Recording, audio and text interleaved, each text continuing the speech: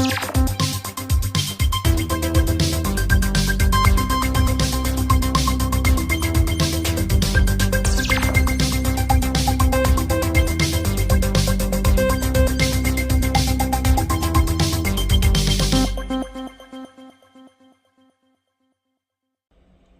hello there and welcome to my channel. My name is Kathleen Shamanic and you are watching Soul Level Healing and Guidance. And if this is your first time here, welcome. Thank you for coming by and taking a chance on me. My name is Kathleen. I am a Reiki master teacher, a shaman, and a psychic medium. And I am here to talk to you about several things today. One, we're just going to cover some of the things that I talked about in my newsletter that I put out earlier this month. And we're going to add to that. And in case you missed that newsletter, we covered some ways that we can begin to strengthen our immune systems. And I listed all kinds of supplements. So I'll leave that information in the description box. If you missed that newsletter or if you're not signed up, I'll give you a link there and you can sign up. It's totally free. And I put out monthly guidance and advice, natural health tips and things like that. So be sure to sign up if you're not yet. And make sure to give this video a like too and subscribe if you are new, if you like metaphysics, you like natural healing, you like learning about chakras and shamanism and psychic and witchy stuff, then stay tuned because I cover it all. So let's talk back now about the newsletter. We covered ways to strengthen our immune system. So, you know, all of the ways that we can prepare physically for the upcoming cold and flu season and the dark and dreary, you know, Washington winter months. Brr, you know, it gets really cold around here. It gets really just gloomy and gray. So we need to like mentally and emotionally and spiritually prepare as well.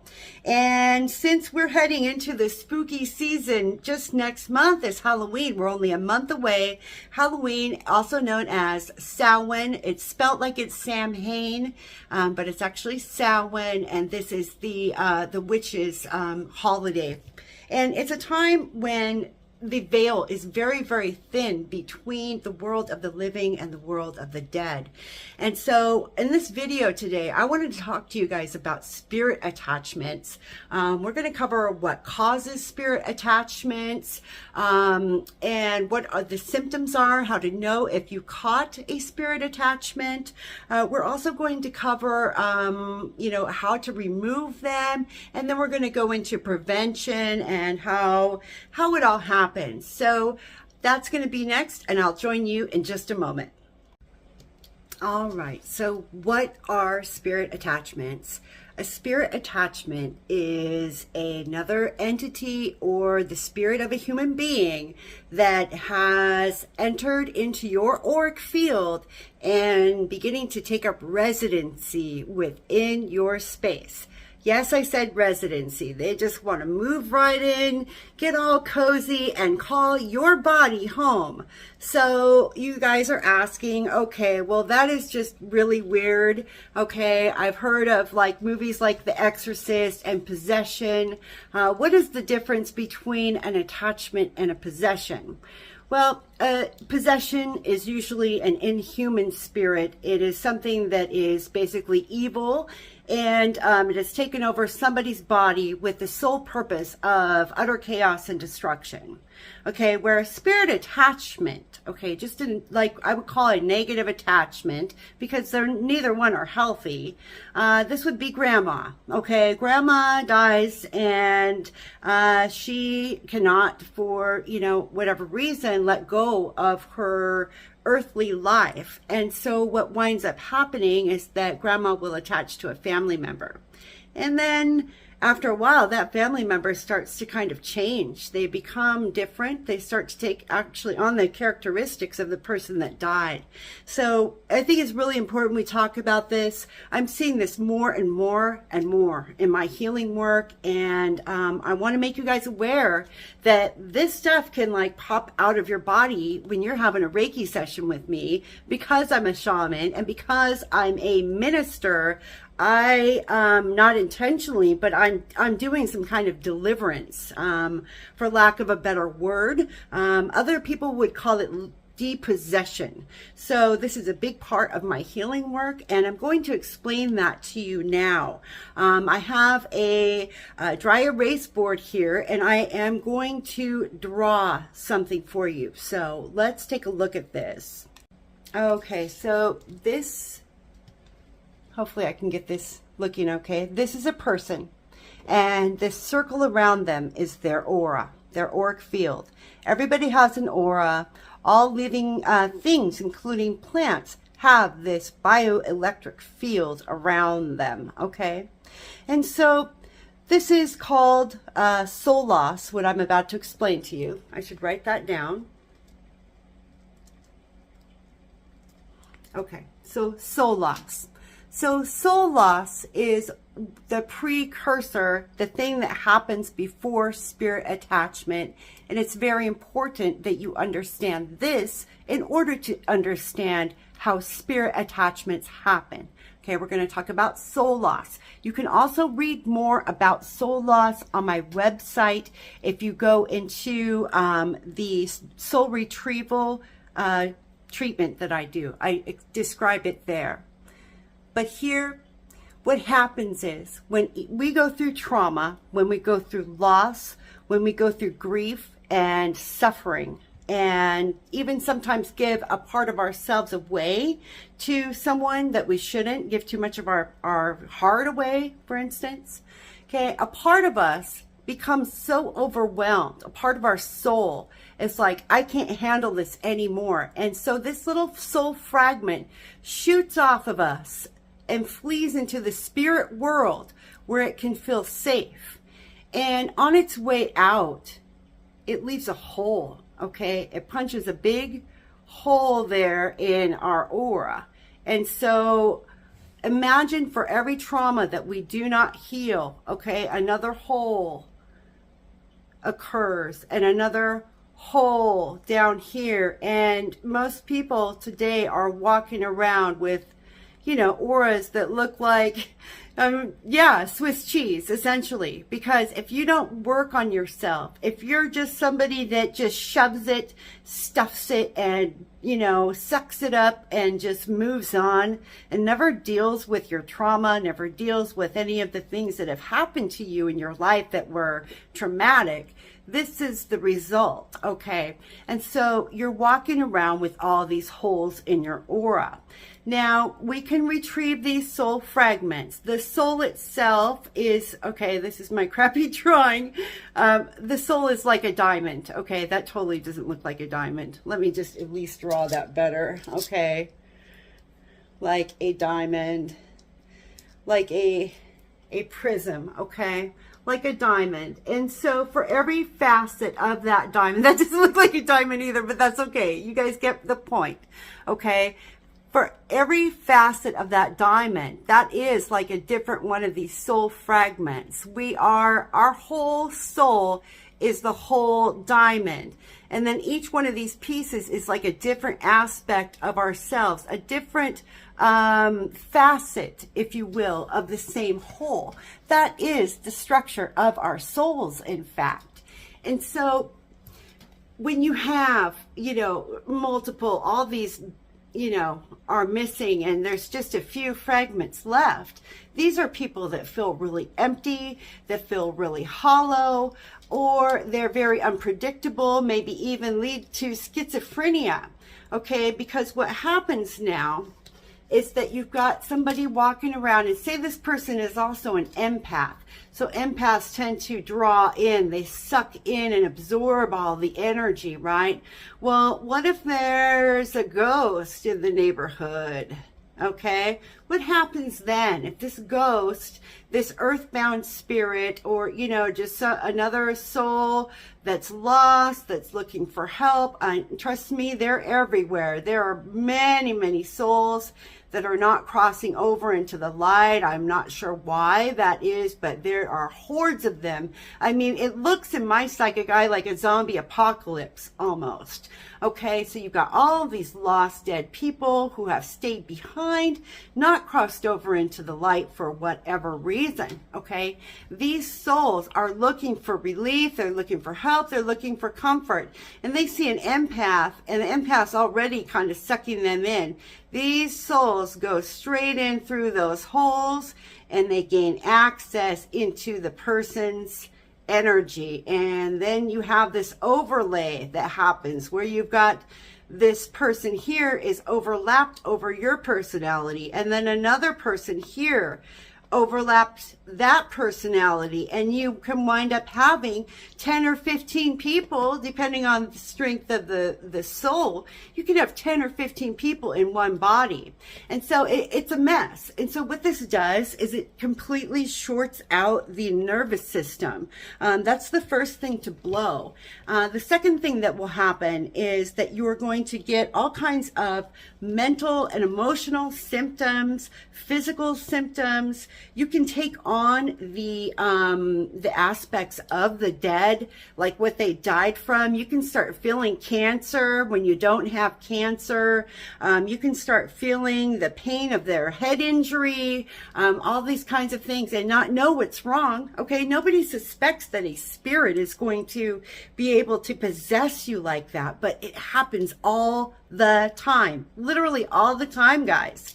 And so I'm here to tell you that this is very real phenomenon, and I can actually help treat this and heal this. And this is a big part of my work. Now, let me go on to explain that there are varying levels and degrees to these types of attachments. There are attachments that are just grandma, and she's lingering because she has not resolved her life. Eventually she will go. The angels and guides will come and, get her and help her to move on. But when you have a non-human entity attachment, that becomes a little bit more serious. And this gets more into the realm of generational curses, which I will do in another video. And that I've actually been running into a lot too. That's another type of spirit attachment, and that would be called like a possession, or a minor type of possession. I was raised like pretty much pagan. I went to church like once when I was a kid. So I really don't have any major Christian influence on the things that I perceive in the psychic realm. But I can tell you guys for sure that there are hordes and hordes and hordes of dead people, and they want your body. Many of them actually are from COVID, okay? And they feel really pissed off, very pissed off. In fact, I had a group of souls who were injured from that thing in your arm, and they died from it, and they're really angry. So they feel robbed of their lives. They feel cheated. For whatever reason, these souls are angry. They're hurting. They're not at rest. They're not at peace. And so we've got to be really, really careful in protecting ourselves. So let's go over the signs and the symptoms of what you can expect. Okay, so those signs and symptoms that you have a spirit attachment. Our number one sign is going to be exhaustion. You're going to feel really, really, really, really tired. Just tired. And it's not going to be a normal tired. Like you're just tired and done. You are over it and totally done. You're over it. You just don't even want to be here anymore. Done. That's how tired you are. It's like this tiredness and depression set in almost immediately, and this is after rest, after doing your normal activities that you do to relax and renew yourself, and they're not working anymore. Okay, that is a big sign. So a lot of exhaustion, also irritability, mood swings, crying and laughing within 30 minutes. I'm just up and down, kind of bipolar type of emotional reactions, let's say. We're also going to find clumsiness and uncoordinated movements, having difficulty trying to type, write, think or focus, you're going to have massive brain fog set in. So you're going to be dropping things, breaking things, and not feeling right. You're going to feel like something's off and you don't know what it is, but you know something's wrong. And usually this is at the point people go to the medical doctor, the Western medicine doctor, and usually get on, some kind of antidepressant. And that only compounds the problem, by the way. So you're not going to be feeling like yourself if you have other spirits in your aura. Like I showed you, they layer on top of you. And so you're feeling the emotions and the pain and the suffering of multiple people inside your body, let alone your own emotions and own crap you're dealing with. So it's complete overload, overwhelm. A lot of people will just be in bed because they can't get up. You'll have a lot of pain in your body as well. So a lot of aches and pains, unexplained, stomach issues when you never had stomach issues before, okay? Unexplained headaches when you don't normally get them, shoulder pain, and these are pains that the people who are inside of your aura either dealt with in life, or you're feeling the things that they died from. Okay, in your body, and you're feeling that because they're in your aura and you are empathic, and so they're communicating with you. It's the only way that they know how. Okay, they're just looking for help and they're trying to get your attention. So you're going to notice that you're going to begin to avoid normal activities after a spirit attachment. So this is stuff to look for in yourself and others too, and your loved ones, and even kids can get spirit attachments, okay? Especially with the grandma thing. Grandma sometimes attaches to the child. It happens. And the other big thing is you are going to have cravings. You're going to have cravings for things that you normally don't crave.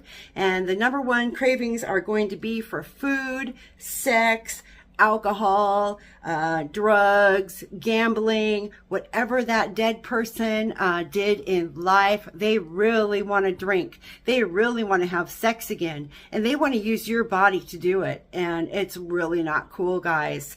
So let's look at some of the ways that we can prevent this from happening, okay? Okay, so now we're going to talk about some ways that we can prevent spirit attachments from happening. Number one is going to be grounding, okay?